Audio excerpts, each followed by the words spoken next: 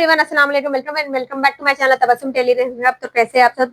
उम्मीद करती हूँ आप सब ठीक होंगे। मैं आज आपको प्लाजो की कटिंग करना बता रही हूँ। सिले हुए प्लाजो का जो मैंने मेजरमेंट लिया था ना, जिन्होंने नहीं देखा जाके देखिए, उसी मेजरमेंट के अकॉर्डिंग मैं आपको कटिंग बता रही हूँ। तो देखिए, पहले हमें कपड़े को ऐसे डबल फोल्ड करके बिछा लेना चाहिए। ये मेरे क्योंकि इसकी लेंथ कम आ रही थी, तो इसलिए मैं इसको सिंगल फोल्ड में पहले अलग अलग एक एक पीस करके निकालूंगी। पहले एक काटूंगी, फिर दूसरा अलग एक पैर काटूंगी, ठीक ना।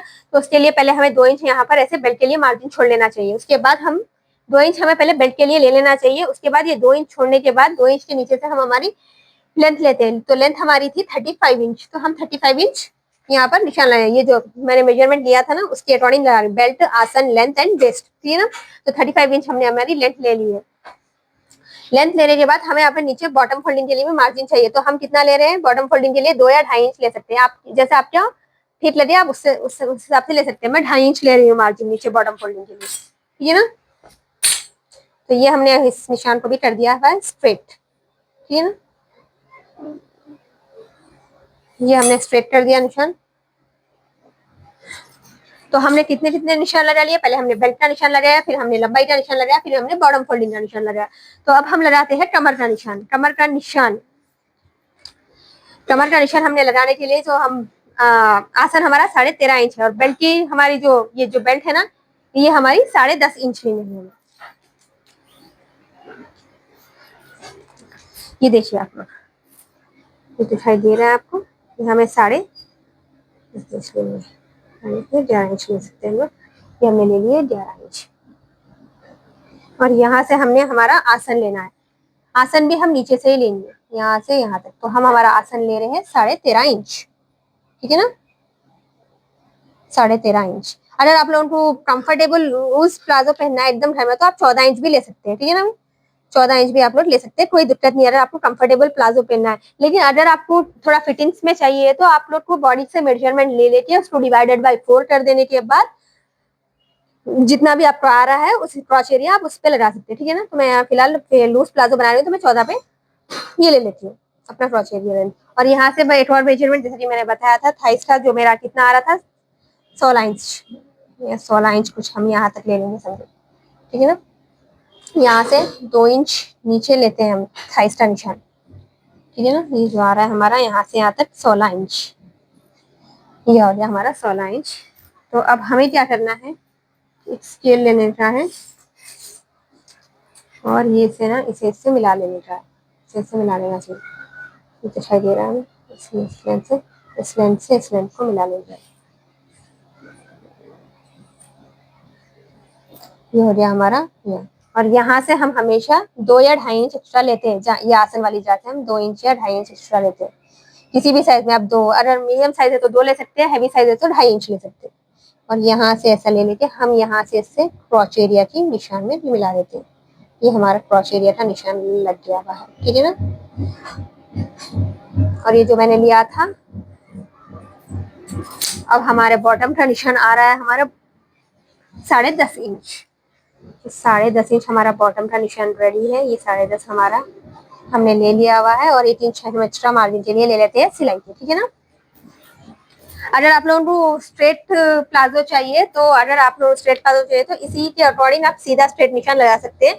लेकिन अगर आपको और इससे बड़ा चाहिए, तो आप ये बॉटम के निशान को और ये बढ़ा के लगा सकते हैं। और तो और ये लेग शेपर ले लेंगे, तो हम ये लेग शेपर है इसे ले लेते हैं, और इससे ले लेके हम इसे ना ऐसे ऐसे इससे ऐसे मिला लेते हैं, ठीक है ना। ये लेग शेपर से हमें अपनी प्लाजो को अच्छे से शेप दे देना चाहिए, दिखाई दे रहा है। और जिसके पास लेग शेपर नहीं है, वो लोग अपने मेजरमेंट टेप, ये दिखाई दे रहा है आपको, इसको ऐसे ऐसे रख के इसे ऐसा तिरछा मिला लेंगे, ठीक है ना।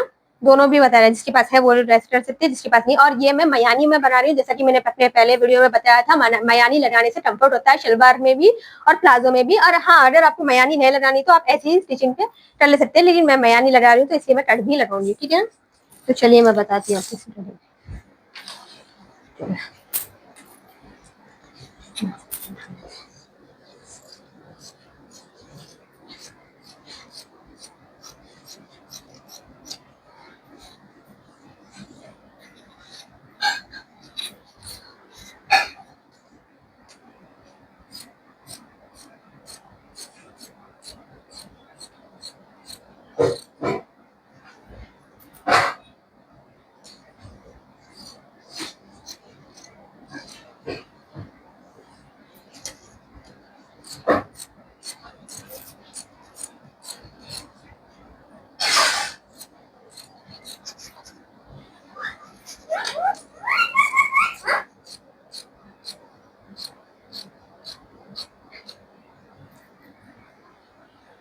और एक निशान हम यहाँ लगा लेंगे बॉटम फोल्डिंग के लिए,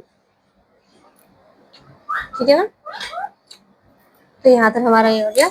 इसे इसी के ऊपर रख के हमें दूसरे हमारा शलवार का भी बॉर्डर लेना चाहिए। अब इसमें मैं आपको मयानी बता देगी।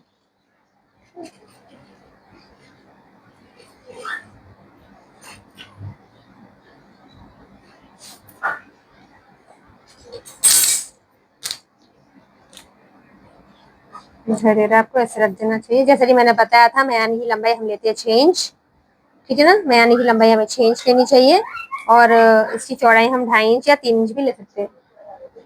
तो मयानी की चौड़ाई हम 2.5 इंच लेते हैं, 2 या 2.5 इंच लेते हैं और लंबाई मैंने जैसे कहा कि 6 इंच लेते हैं। इसे लेने के बाद हम अपनी स्केल से ऐसे तिरछा मिला लेंगे, ठीक है ना।